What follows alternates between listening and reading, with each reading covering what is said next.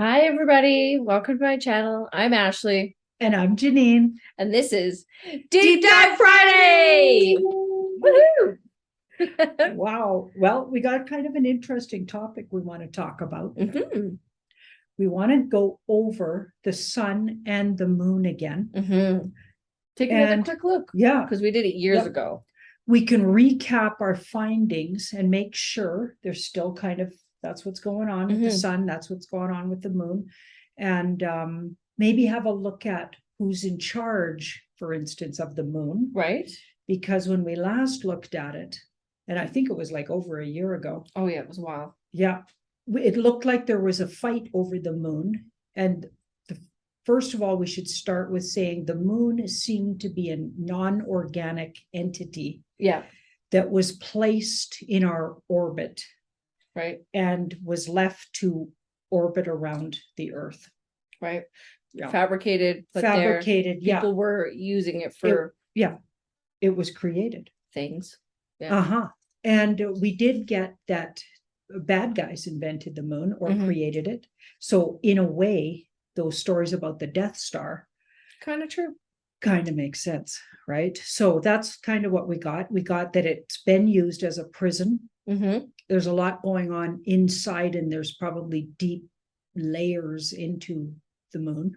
Right. But there's also Whole working system. Yeah. And it seems like they've got some kind of organic outer, like almost if you look really closely with a really good lens, you can see what appears to be maybe not buildings, but energies, formations moving around. So this fellow named Bruce Schwartz. He was That's on it. Beyond Mystic. Go check out that channel after you watch our video. Yeah, he was just on Beyond Mystic with Jean-Claude, and he was talking about it. And I think their video was called The Moon is Inhabited. Yeah. Okay, so he has a really good telescope. And he's been photographing the moon for years. And he's got some pretty good intel. It's nice. And good, the visuals on the video that they just put up were amazing. But it does look organic. Okay, but what we got was that it's actually there's organic matter on the outside, probably just to fool us. Yeah. But the inside is actually seems like it's metal or some kind of a formed structure that's made. It's not an organic structure, let's just say. Yeah. Wow.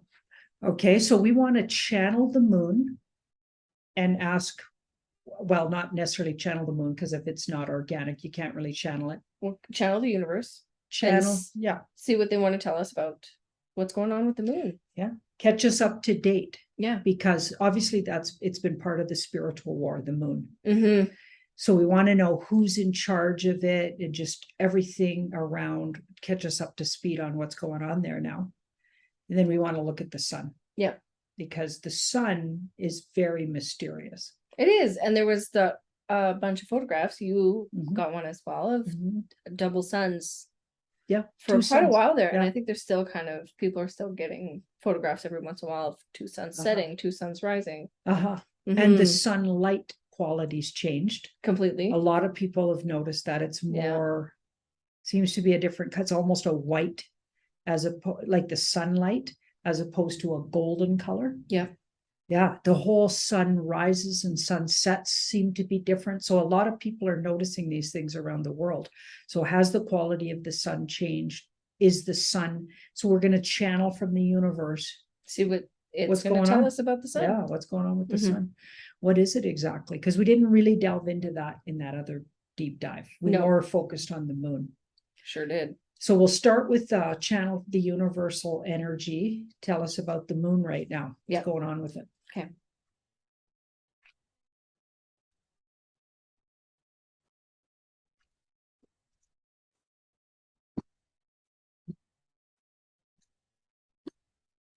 You do the same thing I do when you're channeling, like, and a lot of psychics will do this. They'll take that big breath in, the deep breath, or I'll yawn. Everybody always thinks I'm tired. Yeah, it's really, and I used to yawn a lot too in readings, and it's something to do with the channeling process. You're bringing in a completely different energy into your space, so you got to make room. Yeah. Yeah. Okay, so the moon, ooh. Interesting. A difficult period has ended with that one. Right? A weird ruler Yeah, was in and charge. interesting, because that's our Mr. T in the White Hats kind of card, or the Okay. Alliance. But it's been the end of something difficult. Oh, it just switched. Yeah. Yeah, it just switched over from one to the other. And it looks like it's switching over to the Alliance, or has already maybe. In the process. In the process, yeah. With that. This card's not quite done. No. A process that's ongoing, but you're 70% there with it. Yeah.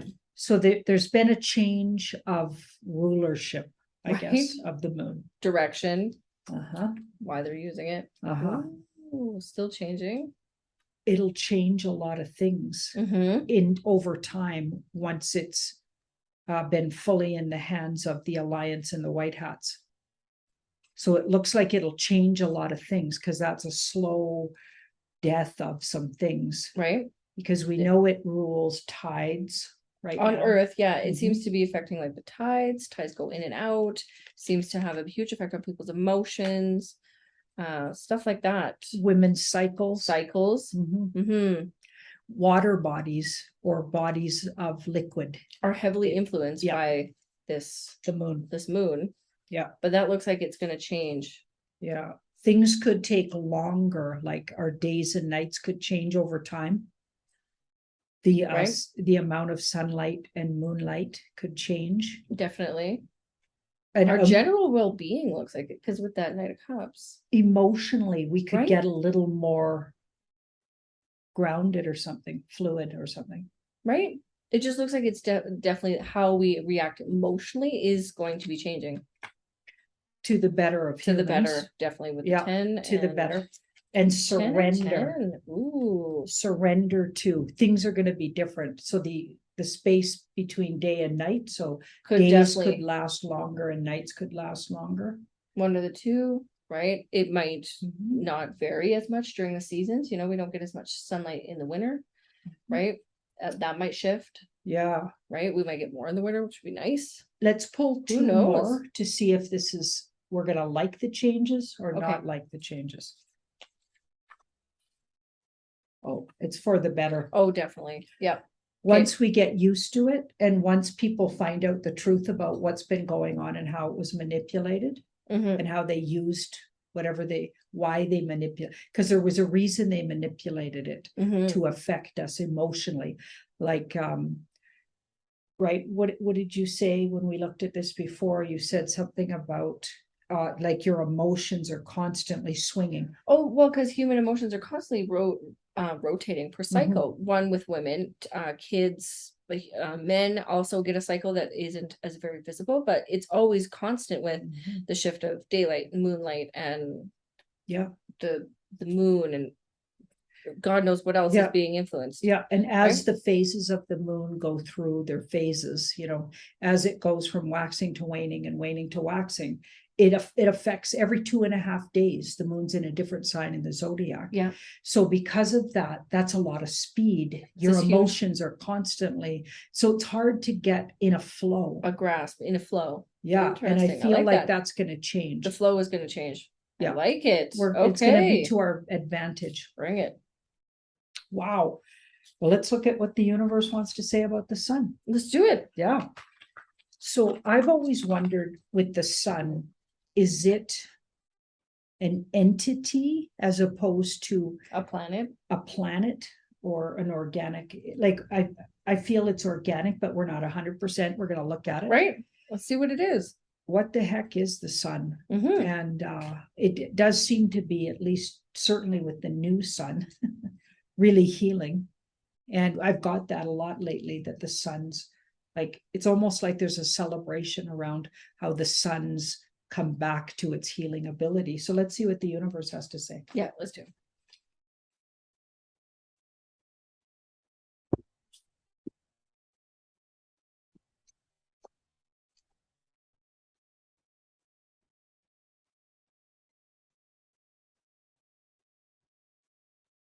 Organic for sure. A feminine, lots of feminine cards here. That's in the past, though. Fascinating. Okay, keep going. Interesting, hey? It's like it's come back full circle to something. Yeah. She used to be a healer and she's come back, but the healing entity of I her feel was like shut down. it was put on hold. It was shut down. Yeah, because she was a healer and now she's coming back to something's coming full circle, but it was stopped for a while. Full potency almost. Okay, let's see. Yep, we're on to it. She's getting more and more intense and passionate. Right? Hotter. Well, that's interesting. More healing, more exciting. Or more creative is another way you could read that. Or she's coming back to life is almost what I'm getting here. Coming back to life. Yeah. Oh, yeah.